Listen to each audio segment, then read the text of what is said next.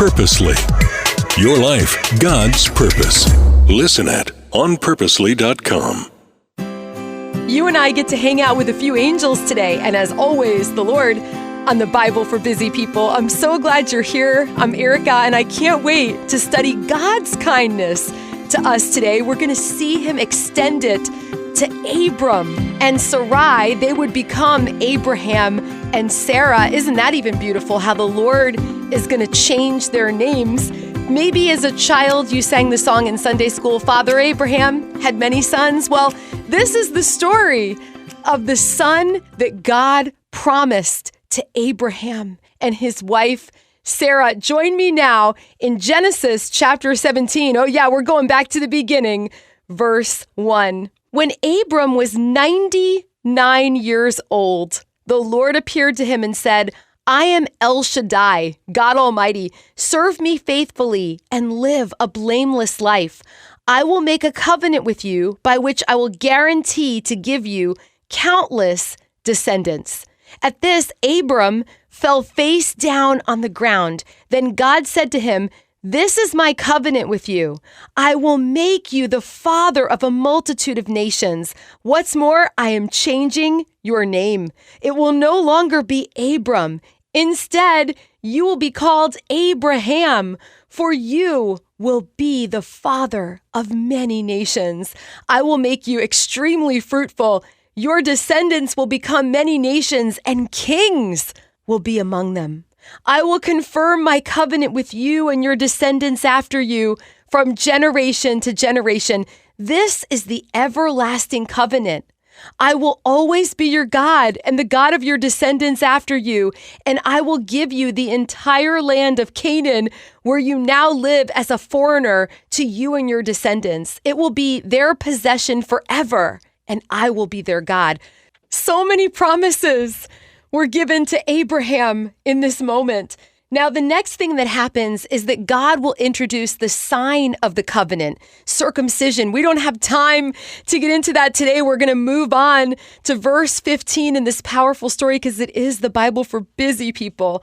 And this is a really special part. Then God said to Abraham, remember, he was 99 years old at this point, regarding Sarai, your wife, her name will no longer be Sarai. From now on, her name will be Sarah, and I will bless her and give you a son from her. Yes, I will bless her richly, and she will become the mother of many nations.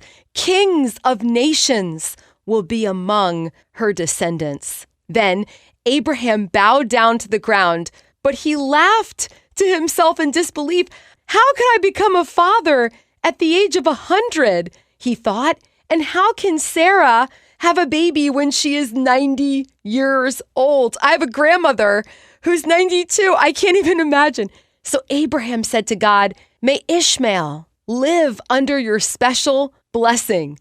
Ishmael was a son who God had given to Abraham through Sarah's handmaid, Hagar. She actually asked Abraham to sleep with Hagar because she was weary of waiting for God to bless her with a child. Verse 19 now, but God replied, no, Sarah, your wife, will give birth to a son for you. You will name him Isaac, and I will confirm my covenant with him and his descendants as an everlasting covenant. As for Ishmael, I will bless him also, just as you have asked. I will make him extremely fruitful and multiply his descendants. He will become the father of 12 princes, and I will make him a great nation. But my covenant will be confirmed with Isaac, who will be born to you and Sarah about this time next year. When God had finished speaking, he left Abraham. Join me now in Genesis chapter 18, verse 1. The Lord appeared again to Abraham near the oak grove belonging to Mamre. One day, Abraham was sitting at the entrance to his tent during the hottest part of the day. He looked up and noticed 3 men standing nearby. When he saw them, he ran to meet them and welcomed them, bowing low to the ground. "My Lord," he said, "if it pleases you, stop here for a while. Rest in the shade of this tree while water is brought to wash your feet. And since you've honored your servant with this visit, let me prepare some food to refresh you before you continue on your journey. What hospitality Abraham is showing to these three very special men indeed, who are in fact angels. All right, they said, do as you have said. So Abraham ran back to the tent and said to Sarah, hurry, get 3 large measures of your best flour, knead it into dough, and bake some bread. Then Abraham ran out to the herd and chose a tender calf and gave it to his servant, who quickly prepared it. When the food was ready, Abraham took some yogurt and milk and the roasted meat, and he served it to the men. As they ate, Abraham waited on them in the shade of the trees. Where is Sarah, your wife? The visitors asked. She's inside the tent, Abraham replied.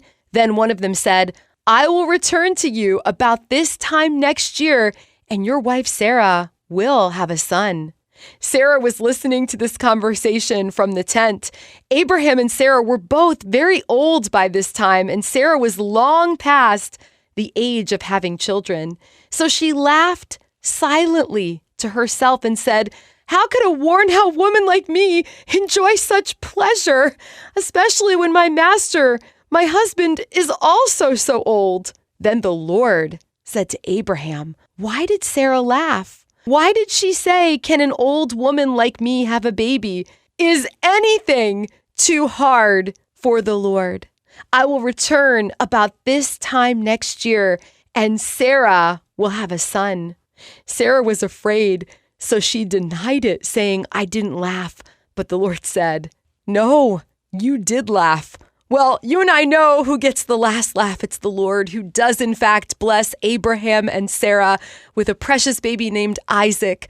All of the promises came true because he is a kind and faithful God, and nothing is too hard for him. So if you're waiting on something today, trust in the Lord and in his kindness. You are loved. Thank you so much for listening to the Bible for Busy People. If you need prayer or you're ready to go a little deeper in your faith, we've posted some resources for you in our show notes. We'd love for you to share this podcast with a friend and leave us a review. It helps us reach even more people with the hope of Jesus. This podcast is part of Purposely, a podcast network designed with practical podcasts to help you find and live in God's purpose for your life. Find more podcasts that will recharge you at onpurposely.com.